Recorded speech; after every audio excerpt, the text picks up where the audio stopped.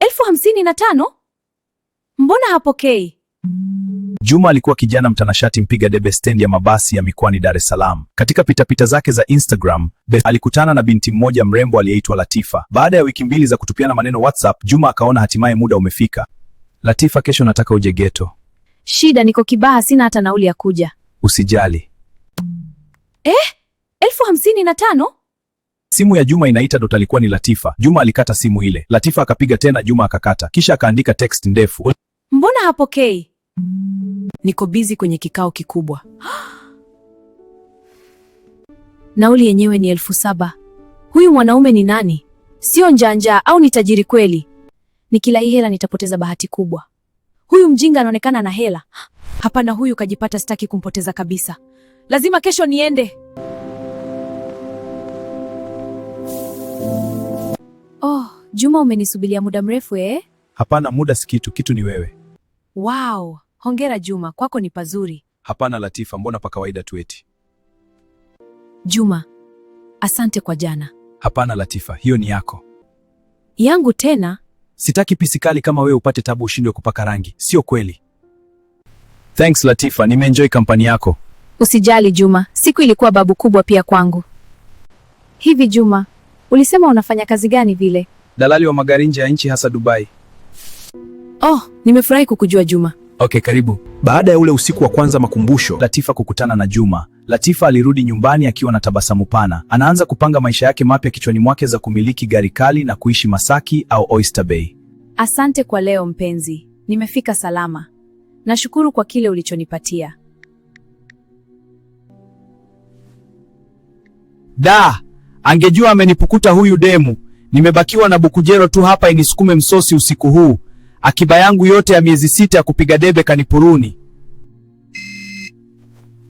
Axel, ni vipi hapo? Oya, Juma, kuna mchongo nimeupata Hablad. Mwanangu, mchongo gani huo? Kuna mwana anahitaji mfanyakazi. Axel, kazi gani hiyo? Oya, kazi ya kusambaza bidhaa. Ikoje hiyo? Na kuachia namba, utaongea naye vizuri. Poa familia. Juma, kama nilivyokueleza, sio kusambaza bidhaa bali utakuwa unanisambazia magari kwa wateja wapya. Okay? Sawa boss, nimekuelewa. Okay, karibu. Asante. Huu bachera utatua. Sema pisi nazo siku hizi hazieleweki. Kajamba nani kama mimi? Kapuku, kafie mbali. Alafu hivi itakuwaje siku Latifa akigundua ukweli kuwa geto lile alikuwa langu? Ila uzuri, namshukuru Mungu nimepata kazi nzuri sasa na kesho naanza kazi rasmi. Nikipata tu mshahara. Nadaka geto jipya chapu ili Latifa asinisanukie. Maana ingekuwa ni aibu. Ila nifanyeje kuhusu Latifa, maana mapenzi ya mtandaoni? Siamini kwa kweli. Nilitaka kupita tu ila ni mzuri da. Tifa, hujatupatia ubuyu. Ilikuwaje ile siku? Yaani shosti, we acha tu. Juma ni mtu na nusu.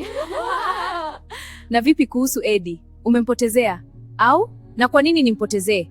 Mimi ni Harmonize kwa Kajala. Eddie niko naye na Juma na dunda naye. Kikubwa maokoto tu. Wewe dada mbele ya hela, asokujua na. Juma, peleka hii Range Rover kwa mteja Masaki. Kuwa makini na iwe safi. Usidhubutu kuchelewa, okay? Sasa, mimi naenda. Okay, shukrani si. Kila kitu kiko sawa. Yeah, viko sawa. Basi sawa, mwambie boss wako nitawasiliana naye. Da, maisha si ndo haya sasa. Mwisho wa mwezi ndo huo. Mshahara kutoka tuishi kiboss mjini. Sema ubao na nikata hapa, ngoja niingie mgahawa hapo angalau nipashe tumbo kidogo. Samahani, nikuhudumie nini? Supu ya samaki na chapati. Karibu. Wakati Juma akiwa anaendelea kunywa supu, ghafla alishtuka kumwona mwanamke mmoja ametanguzana na mwanaume. Latifa! Yes wangu, Juma! Juma, kumbe na wewe unapenda chakula cha asili huku? Mpenzi, huyu ni yule rafiki yako wa chuo ulikuwa unaniambia? Ndiyo Eddie. Huyu ni Juma. Tulikuwa tunasoma pamoja. Anapambana sana na maisha. Mwanonzi mwenzako? Kumbe hapo ndipo nimefika. Juma, rudi showroom haraka. Kuna mteja wa Range Rover na kuna gari lingine la kupeleka Masaki sasa hivi. Latifa, nimefurahi kukuona.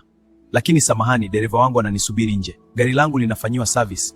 Ndio maana leo nimekuja na taxi. Una uhakika ni mwanafunzi mwenzako? Hata mimi sijui tena.